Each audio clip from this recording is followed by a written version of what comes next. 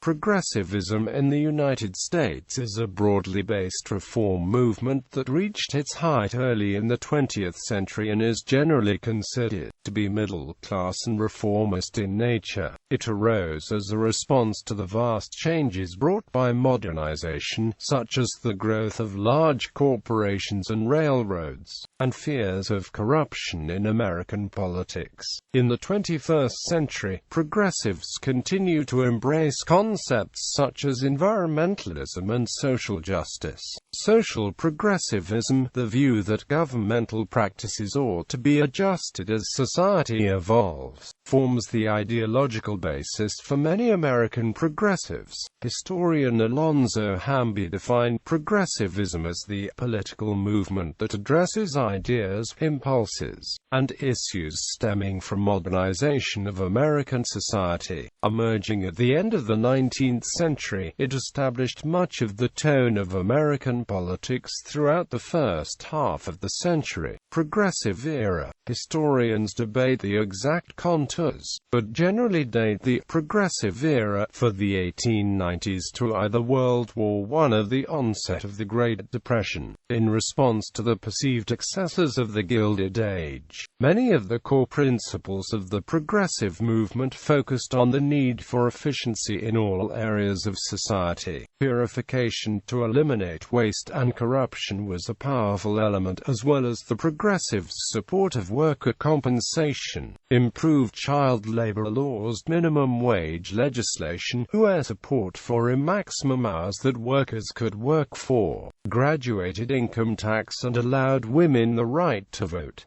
According to historian William Leuchtenberg, the progressives believed in the Hamiltonian concept of positive government, of a national government directing the destinies of the nation at home and abroad. They had little but contempt for the strict construction of the Constitution by conservative judges, who would restrict the power of the national government to act against social evils and to extend the blessings of democracy to less favored lands. The real enemy was particularism, state rights, limited government, purifying the electorate. Progressives repeatedly warned that illegal voting was corrupting the political system. It especially identified big city bosses, working with saloon keepers and precinct workers, as the culprits in stuffing the ballot box. The solution to purifying the vote included prohibition, voter registration requirements, and literacy tests. All the southern states used devices to disenfranchise black voters during the progressive era. Typically, the progressive elements in the states pushed for disenfranchisement are often fighting against the conservatism of the Black Belt whites. A major reason given was that whites routinely purchased black votes to control elections, and it was easier to disenfranchise blacks than to go after powerful white men. In the North, progressives such as William ULAN and Robert La Follette argued that the average citizen should have more control over his government. The Oregon system of initiative, referenda, and recall was exported to many states, including Idaho, Washington, and Wisconsin. Many progressives, such as George M. Forbes, president of Rochester's Board of Education, hoped to make government in the U.S. more responsive to the direct voice of the American people when he said, "We are now intensely occupied in forging the tools of democracy, the direct primary, the initiative, the referenda, the recall, the short ballot, commission government. But in our enthusiasm we do not seem to be aware that these tools will be worthless unless they are used by those who are aflame with the sense of brotherhood." The idea to establish in each community an institution having a direct and vital relation to the welfare of the neighborhood, ward, or district, and also to the city as a whole. Philip J. Etherington seconds this high view of direct democracy, saying, initiatives, referendums, and recalls, along with direct primaries and the direct election of U.S. senators, were the core achievements of direct democracy by the progressive generation during the first 2 decades of the 20th century. Progressives fought for women's suffrage to purify the elections using supposedly pure female voters. Progressives in the South supported the elimination of supposedly corrupt black voters from the election booth. Historian Michael Perman says that in both Texas and Georgia, disfranchisement was the weapon as well as the rallying cry in the fight for reform, and in Virginia, the drive for disfranchisement had been initiated by men who saw themselves as reformers, even progressives.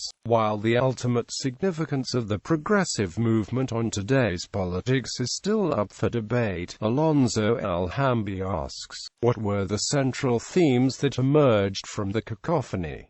Democracy or elitism, social justice or social control, small entrepreneurship or concentrated capitalism? And what was the impact of American foreign policy? Were the progressives isolationists or interventionists? Imperialists or advocates of national self-determination? And whatever they were, what was the motivation?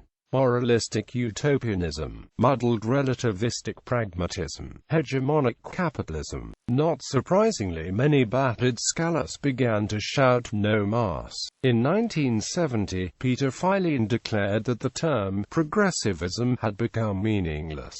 Municipal administration. The progressives typically concentrated on city and state government, looking for ways and better ways to provide services as the cities grew rapidly. These changes led to a more structured system. Power that had been centralized within the legislature would now be more locally focused. The changes were made to the system to effectively make legal processes, market transactions, bureaucratic administration, and democracy easier to manage, thus putting them under the classification of municipal administration. There was also a change in authority for this system. It was believed that the authority that was not properly organized had now given authority to professionals, experts, and bureaucrats for these services. These changes led to a more solid type of municipal administration compared to the old system that was underdeveloped and poorly constructed. The progressives mobilized concerned middle-class voters, as well as newspapers and magazines, to identify problems and concentrate reform sentiment on specific problems. Many Protestants focused on the saloon as the power base for corruption, as well as violence and family disruption, so they tried to get rid of the entire saloon system through prohibition.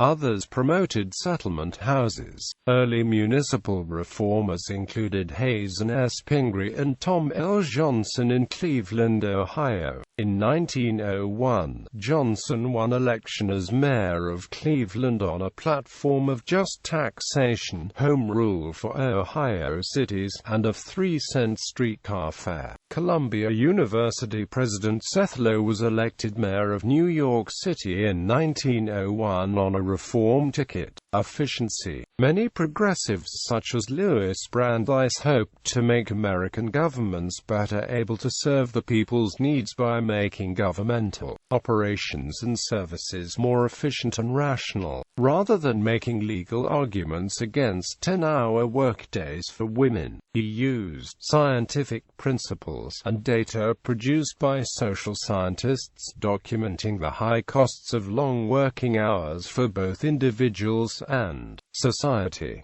The progressives' quest for efficiency was sometimes at odds with the progressives' quest for democracy, taking power out of the hands of elected officials and placing that power in the hands of professional administrators reduced the voice of the politicians and in turn reduced the voice of the people, centralized decision-making by trained experts and reduced power for local wards made government less corrupt but more distant and isolated from the people it served. Progressives who emphasized the need for efficiency typically argued that trained independent experts could make better decisions than the local politicians. Thus Walter Lippmann, in his influential Drift and Mastery, stressing the scientific spirit and discipline of democracy, called for a strong central government guided by experts rather than public opinion. One example of progressive reform was the rise of the city manager system, in which paid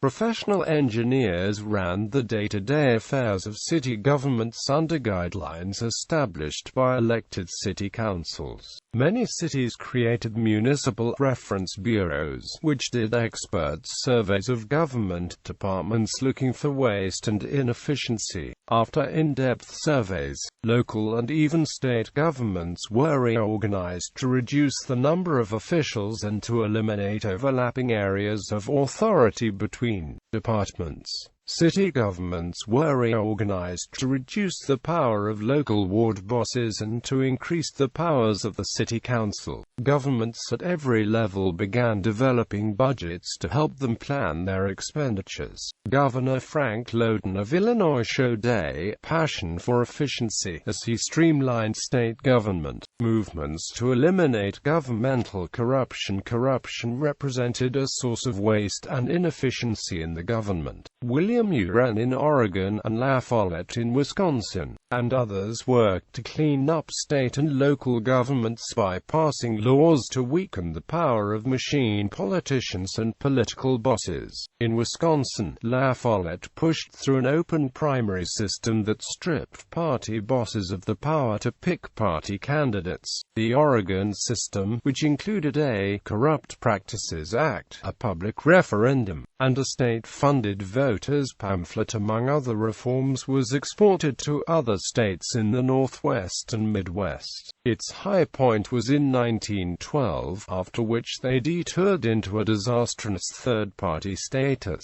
Education. Early progressive thinkers such as John Dewey and Lester Ward placed a universal and comprehensive system of education at the top of the progressive agenda, reasoning that if a democracy were to be successful, its leaders, the general public, needed a good education. Progressives worked hard to expand and improve public and private education at all levels. Modernization of society, they believed, necessitated the compulsory education of all children, even if the parents objected. Progressives turned to educational researchers to evaluate the reform agenda by measuring numerous aspects of education, later leading to standardized testing. Many educational reforms and innovations generated during this period continued to influence debates and initiatives in American education for the remainder of the 20th century. One of the most apparent legacies of the progressive era left to American education was the perennial drive to reform schools and curricula, often as the product of energetic grassroots movements in the city. Since progressivism was and continues to be, in the eyes of the beholder, progressive education encompasses very diverse and sometimes conflicting directions in educational policy. Such enduring legacies of the progressive era continue to interest historians. Progressive era reformers stressed object teaching, meeting the needs of particular constituencies within the school district, equal educational opportunity for boys and girls, and avoiding corporal punishment. Gamson examines the implementation of progressive reforms in 3 city school districts: Seattle, Washington; Oakland, California; and Denver, Colorado, during 1900 to 28.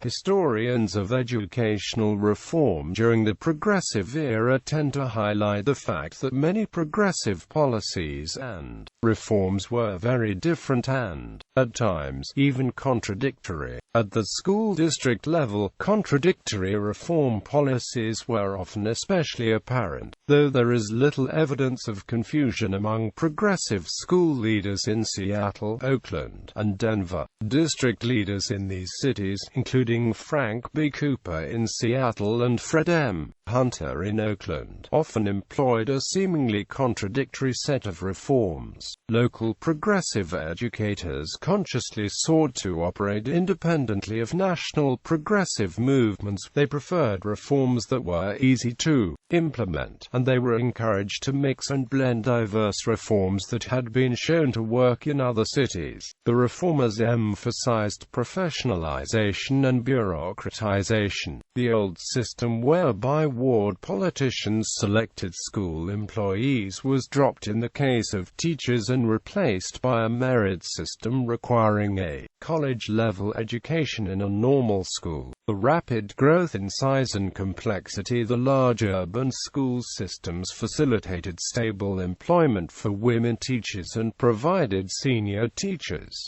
greater opportunities to mentor younger teachers. By 1900 in Providence, Rhode Island, most women remained as teachers for at least 17.5 years, indicating teaching had become a significant and desirable career path for women.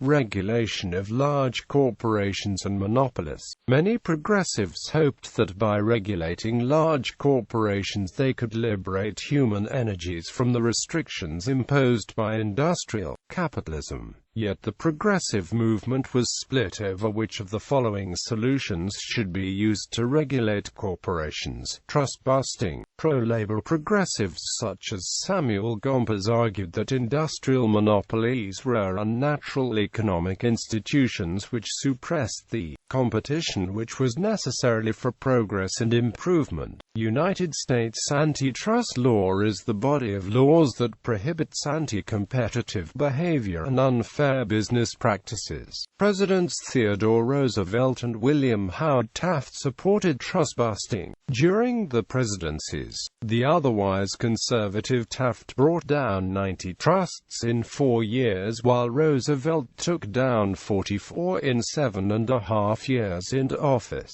Regulation. Progressives such as Benjamin Park DeWitt argued that in a modern economy, large corporations and even monopolies were both inevitable and desirable. With the massive resources and economies of scale, large corporations offered the U.S. advantages which smaller companies could not offer. Yet these large corporations might abuse their great power. The federal government should allow these companies to exist but regulate them for the public interest. President Theodore Roosevelt generally supported this idea and was later to incorporate it as part of his new nationalism. Social work. Progressives set up training programs to ensure that welfare and charity work would be undertaken by trained professionals rather than warm-hearted amateurs. Jane Addams of Chicago's Hull House typified the leadership of residential community centers operated by social workers and volunteers and located in inner-city slums. The purpose of the settlement houses was to raise the standard of living of urbanites by providing adult education and cultural enrichment programs. Enactment of child labor laws. Child labor laws were designed to prevent the overuse of children in the newly emerging industries.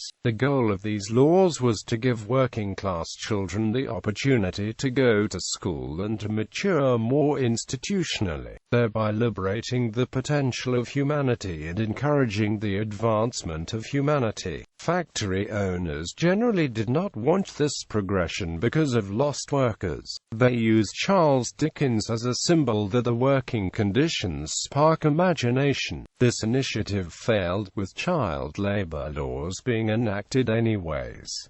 Support for the goals of organized labor. Labor unions grew steadily until 1916, then expanded fast during the war. In 1919, a wave of major strikes alienated the middle class. The strikes were lost, which alienated the workers. In the 1920s, the unions were in the doldrums. In 1924, they supported La Follett's Progressive Party, but he only carried his base in Wisconsin. The American Federation of Labor under Samuel Gompers after 1907 began supporting the Democrats, who promised more favorable judges. The Republicans appointed pro-business judges. Theodore Roosevelt and his Third Party also supported such goals as the 8-hour workday, improved safety and health conditions in factories, workers' compensation laws, and minimum wage laws for women. Prohibition. Most progressives, especially in rural areas, adopted the cause of prohibition. They saw the saloon as political corruption incarnate and bewailed the damage done to women and children. They believed the consumption of alcohol limited mankind's potential for advancement. Progressives achieved success first with state laws, then with the enactment of the 18th Amendment to the U.S. Constitution in 1919.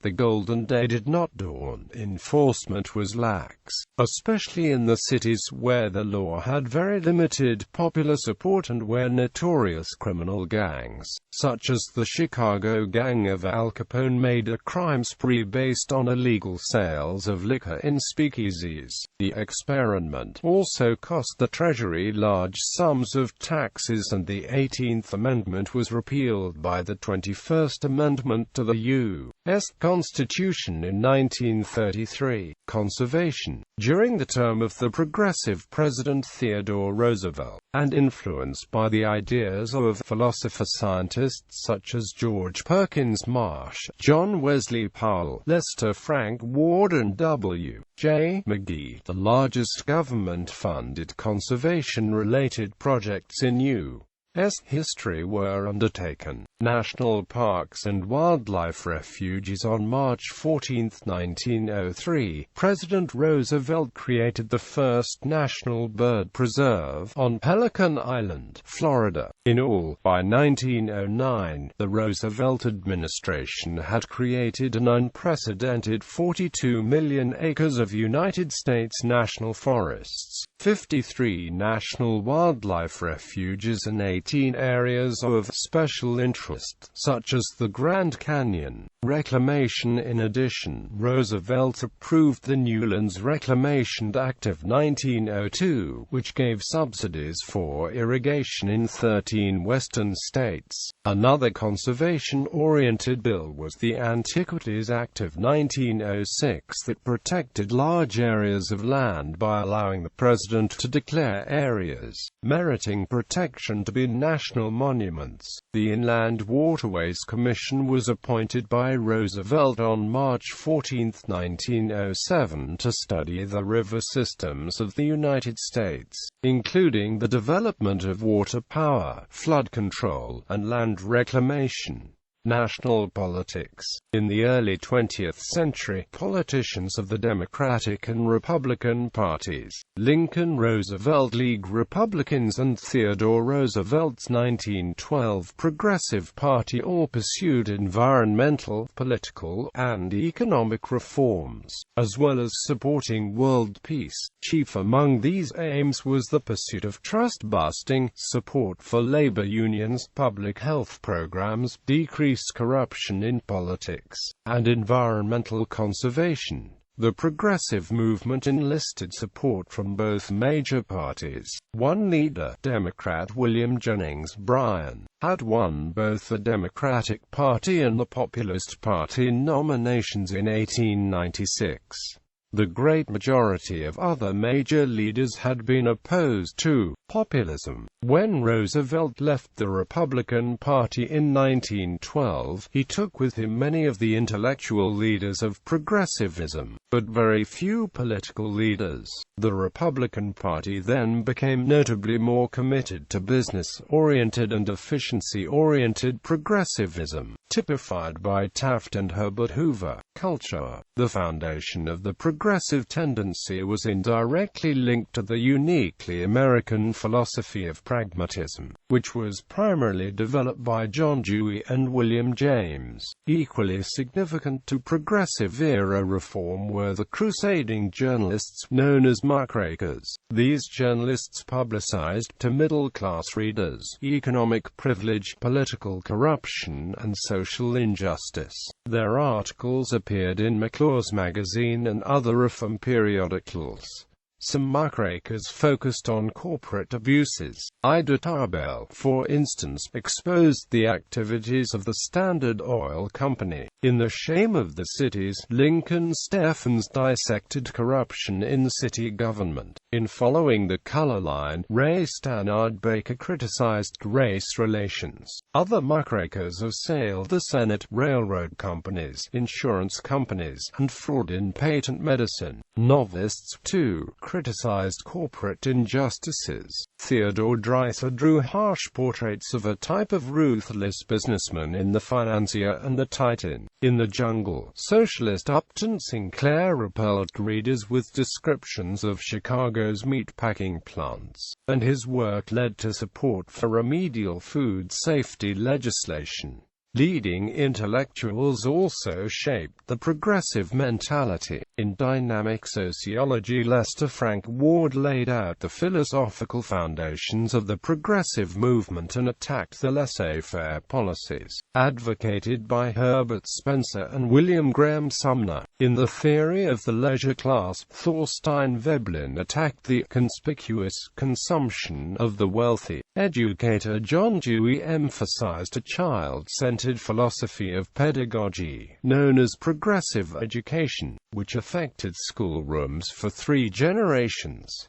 Other progressive parties. Following the first progressive movement of the early 20th century, 2 later short-lived parties have also called themselves progressive. Progressive Party, 1924. In 1924, Wisconsin Senator Robert La Follette ran for president on the Progressive Party ticket. La Follette won the support of labor unions, Germans and socialists by his crusade. He carried only Wisconsin, and the party vanished outside Wisconsin. It remained a force until the 1940s. Progressive Party, 1948. A third party was initiated in 1948 by former Vice President Henry A. Wallace as a vehicle for his campaign for president. He saw the 2 parties as reactionary and warmongering, and attracted support from left-wing voters who opposed the Cold War policies that had become a national consensus. Most liberals, New Dealers, and especially the CIO unions, denounced the party because it was increasingly controlled by communists. It faded away after winning 2% of the vote in 1948.